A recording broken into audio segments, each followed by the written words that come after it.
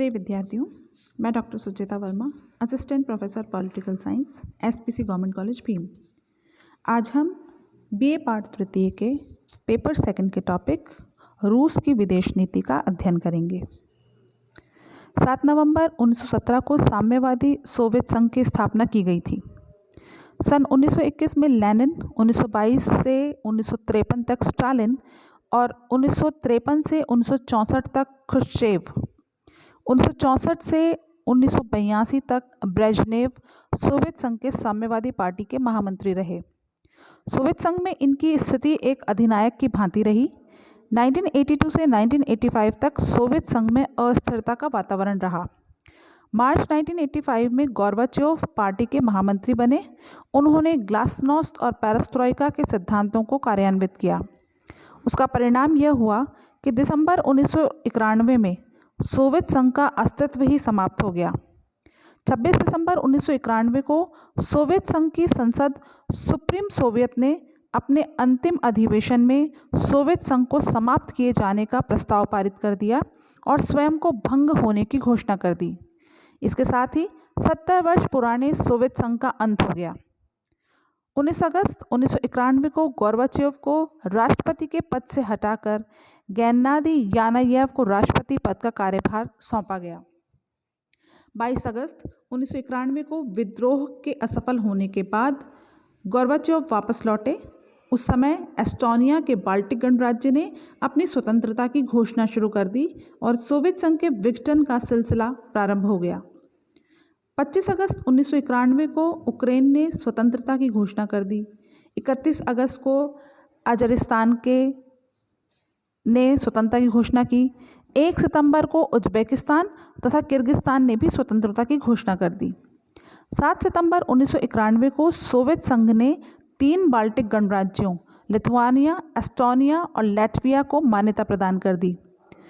13 दिसंबर 1991 को येल्त्सिन और गोर्बाचेव में सोवियत संघ को समाप्त करने की सहमति हो गई। इस प्रकार दिसंबर 1991 में सोवियत संघ का विघटन हो गया।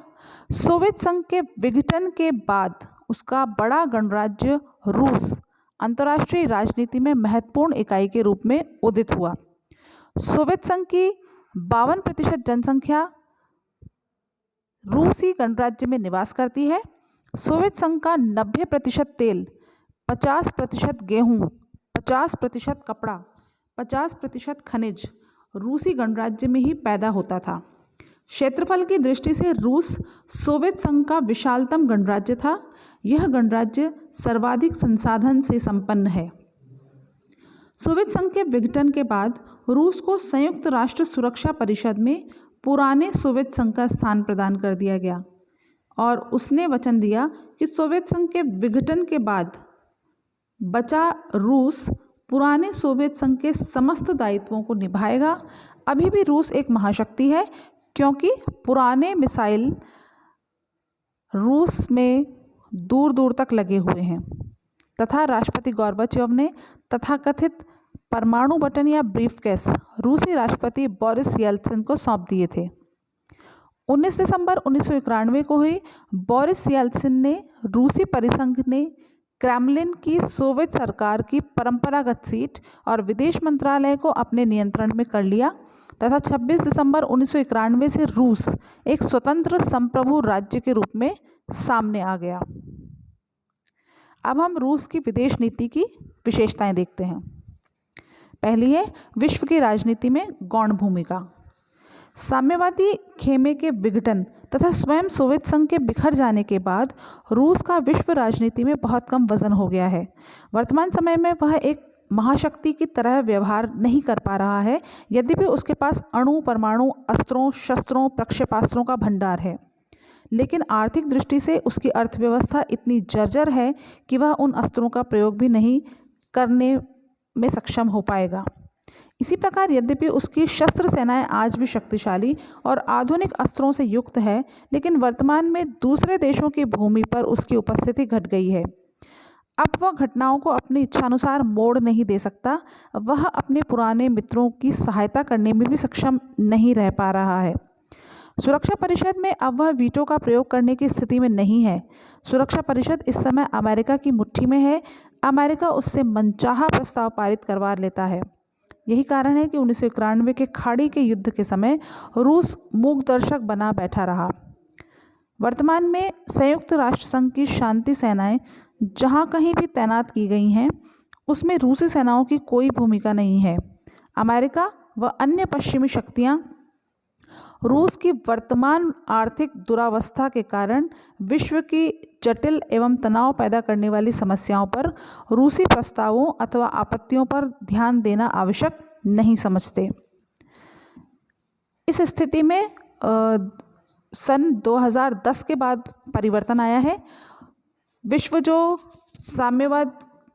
साम्यवादी सोवियत संघ के अवसान के बाद एक ध्रुवीयता की तरफ बढ़ने लगा था, वह अब बहुध्रुवीयता की स्थिति को दर्शा रहा है, क्योंकि चीन और एशिया के जो राष्ट्र हैं उनकी आर्थिक शक्ति काफ़ी बढ़ गई है। तो अब अकेले अमेरिका का एक छत्र राज्य संभव नहीं है। वहीं रूस की शक्ति भी पुतिन के शासन के कारण शक्तिशाली राष्ट्र के रूप में रूस उभरने लगा है। दूसरा है देश में साम्यवाद को पुनः न उभरने देना।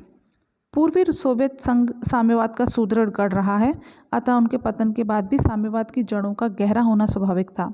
तत्कालीन राष्ट्रपति बोरिस येल्सिन रूस में साम्यवाद को पुनः नहीं उभरने देने के लिए कृत संकल्पित थे, अतः उन्होंने इसके लिए अन्य पाश्चात्य लोकतांत्रिक देशों का भी सहयोग प्राप्त किया।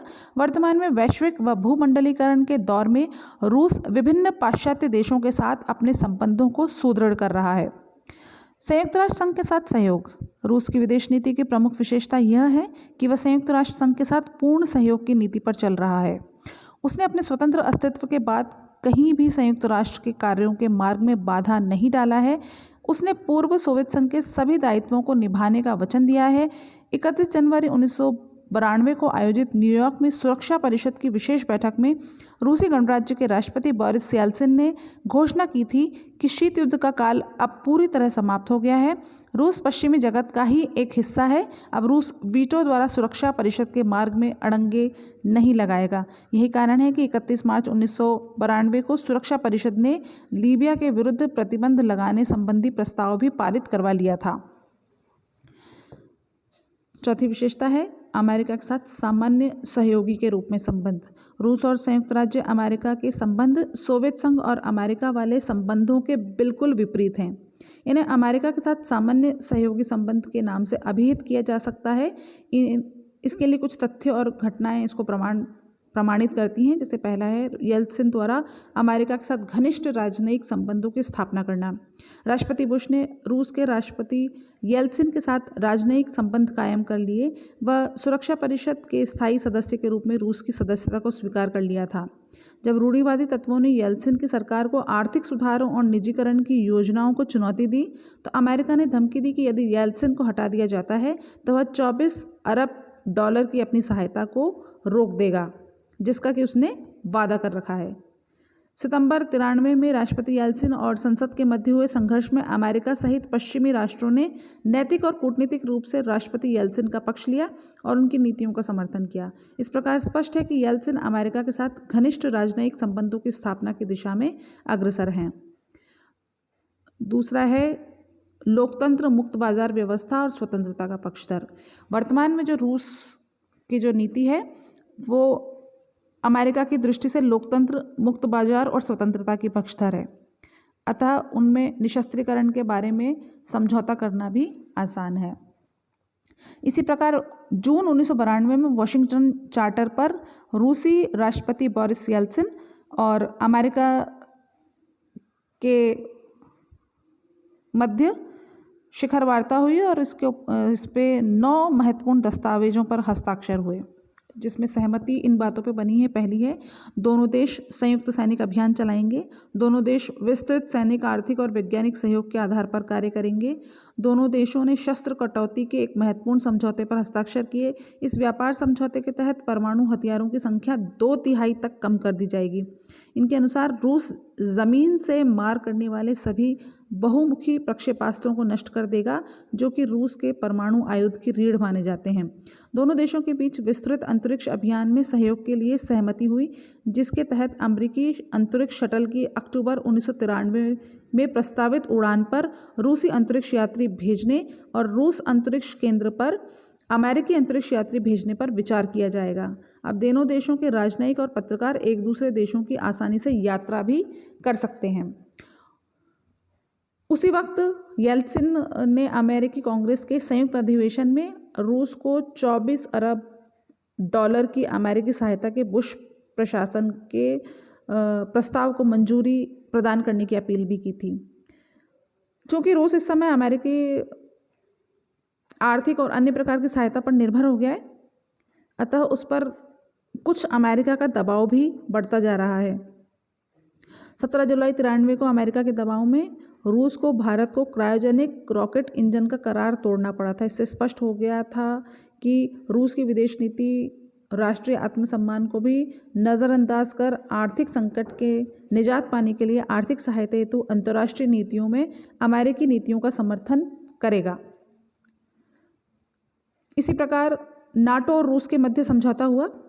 रूस के राष्ट्रपति बोरिस येल्त्सिन और नाटो के 16 नेताओं के बीच पेरिस में 27 मई 1997 को एक समझौता हुआ, जिससे परस्पर संबंधों, सहयोग और सुरक्षा संबंधी स्थापना कानून the founding action mutual relations cooperation and security की संज्ञा दी गई। यह समझौता शीत युद्धोत्तर यूरोप में नए संबंधों की रूपरेखा प्रस्तुत करता है। समझौता नाटो को एक सार्थक भूमिका प्रदान करता है। समझौता नाटो और रूस की एक स्थायी परिषद की स्थापना करता है, जिसका एक सचिवालय होगा, जिसमें रूस का प्रतिनिधि उसका राजनय करेगा। दोनों पक्षों के सहमति होने के बाद परिषद निर्णय ले लेगी। अन्य नाटो या रूस को स्वतंत्र कार्य करने से नहीं रोक सकेगी। यह समझौता रूस को किसी प्रकार से वीटो प्रदान नहीं करता है। वह रूस को नाटो में केवल सलाहकारी स्तर ही प्रदान करता है और 6-7 की सदस्यता प्रदान करता है। इसका आश्वासन नहीं दिया गया कि नाटो पूर्व की ओर विस्तार नहीं करेगा। कुल मिला के बात अब यह है कि शीत युद्ध के समय जो नाटो सोवियत संघ का सबसे बड़ा शत्रु हुआ करता था, वर्तमान में सोवियत संघ के विघटन के बाद रूस उसी नाटो की सदस्यता के लिए प्रयासरत है और अपनी यूरोप में नई भूमिका निभाने के लिए रूस कटिबद्ध है। 5वीं विशेषता है इसकी यूरोपीय राष्ट्रों के साथ घनिष्ठ आर्थिक संबंध। रूस की विदेश नीति यूरोपीय राष्ट्रों के साथ आर्थिक संबंधों को घनिष्ठ बनाना चाहती है।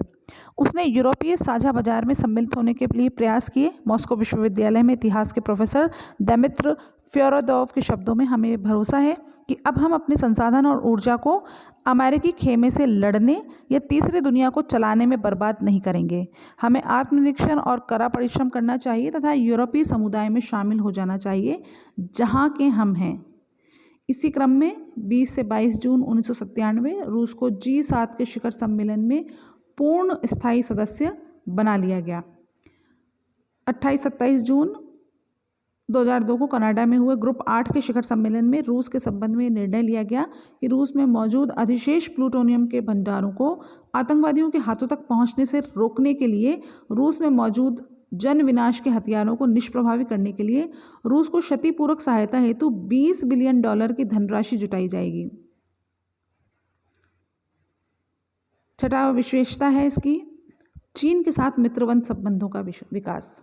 जैसा कि हम सभी जानते हैं कि चीन के साथ जिन भी देशों की सीमा लगती है, उन सभी देशों के साथ चीन की सीमा विवाद होते रहते हैं। तो रूस भी अपवाद नहीं है, रूस के साथ भी चीन के सीमा विवाद होते रहते, परंतु सोवियत संघ के विघटन के बाद रूस ने चीन के साथ भी मित्रवत संबंधों का विकास किया है। रूसी राष्ट्रपति ने चीन की यात्रा की थी। 19 दिसंबर 1992 को रूस के राष्ट्रपति बोरिस येल्त्सिन चीन की यात्रा पर गए थे और दोनों देशों में शिखर सम्मेलन में सहमति हुई कि दोनों देश सीमा क्षेत्र में तैनात सैनिकों की संख्या में कमी करेंगे और एक दूसरे के साथ मित्रवत व्यवहार करेंगे। इसी प्रकार चीन के राष्ट्रपति जियांग जैमिन ने भी रूस की यात्रा की थी और उनके बीच में समझौते हुए थे, जिसमें दोनों एक दूसरे की भूमि को परमाणु प्रक्षेपास्त्रों का निशाना नहीं बनाएंगे, सीमा विवाद को शांतिपूर्ण ढंग से सुलझाने का प्रयास करेंगे। व्यापार और आर्थिक सहयोग संबंधी समझौते के लिए रूस चीन को 3 जल विद्युत परियोजनाओं के लिए आवश्यक उपकरण देगा, कागज़ बनाने के लिए एक मिल और मेथनॉल संयंत्र के लिए उपकरण निर्यात करेगा। इन चीज़ों के ऊपर उनके बीच में समझौता हुआ और इसके बाद 1996 में शंघाई समझौता भी इन दोनों राष्ट्रों के बीच में हुआ, जिसके तहत चीन, रूस, तजाकिस्तान, किर्गिस्तान, कजाकिस्तान ने अपनी सामान्य सीमाओं को सैनिक गतिविधियों से मुक्त रखने का वचन दिया। इन समझौते को 21वीं सदी की सामरिक सहभागिता की संज्ञा दी गई। ये एक इम्पॉर्टेंट चीज़ इनके बीच में हुई। अप्रैल 1997 में चीनी राष्ट्रपति की रूस की यात्रा और समझौते 23 अप्रैल 1997 से 27 अप्रैल 1997 की अवधि में चीन के राष्ट्रपति जियांग जैमिन ने रूस की 5 दिवसीय यात्रा की और इसमें समझौते किए थे, जिसमें से चीन और रूस ने मिलकर एक ध्रुवीय विश्व का विरोध किया और कहा कि ये नवीन विश्व व्यवस्था को बहुध्रुवीय स्वीकारते हैं। चीन को रूस से सुखोई Su-27 विमान, पनडुब्बियां, विमान भेदी प्रक्षेपास्त्र, विध्वंसक जहाज, 1000 मेगावाट क्षमता के परमाणु रिएक्टर आदि सैनिक सामग्री की आपूर्ति पर भी सहमति हुई। दोनों देशों के शासनाध्यक्षों के बीच संपर्क हेतु हॉटलाइन की स्थापना की भी सहमति हुई।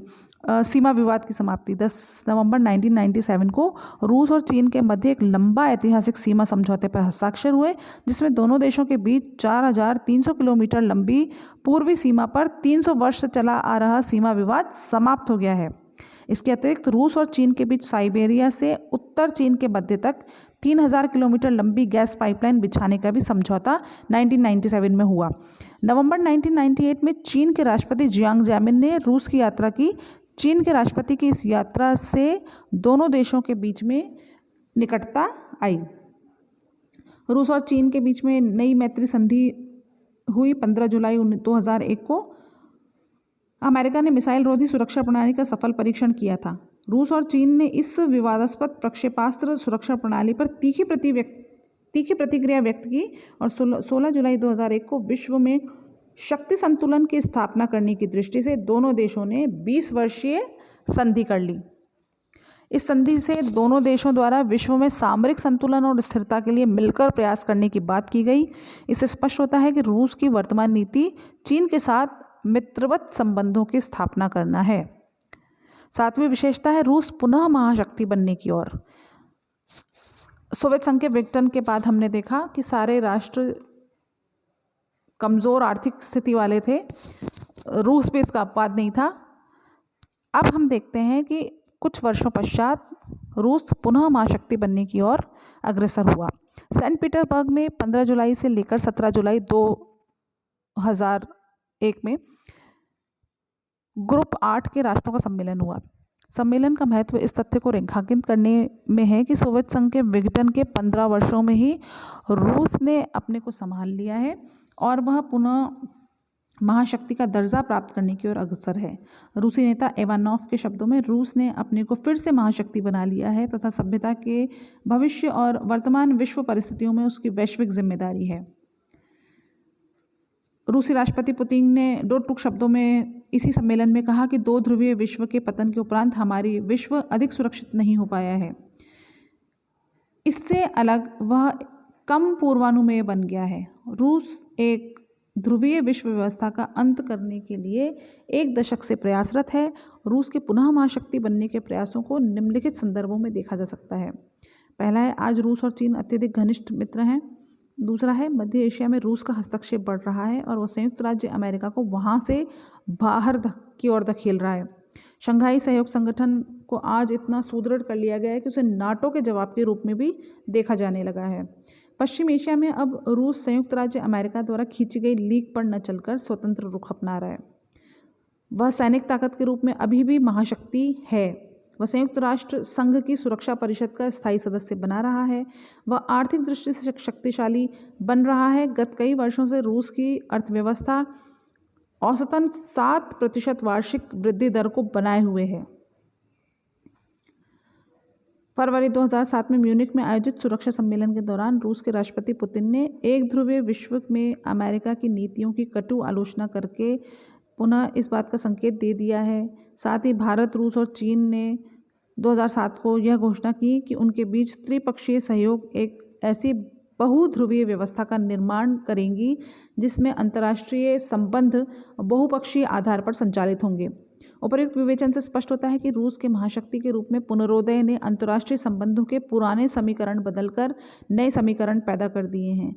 रूस पर यूरोपीय देशों की बढ़ती हुई निर्भरता और निकटता, प्रगाढ़ होती रूसी चीनी मित्रता, भारत के साथ मधुर संबंध, मध्य व पश्चिमी एशिया में रूस का सक्रिय हस्तक्षेप, संयुक्त राज्य अमेरिका की कूटनीति के समक्ष एक बड़ी चुनौती, उसका एक ध्रुवीय विश्व का स्वप्न भंग होने जा रहा है तथा अंतर्राष्ट्रीय राजनीति बहुध्रुवीयता की ओर बढ़ रही है। रूस का पुनरोदय इसका मुख्य कारक है।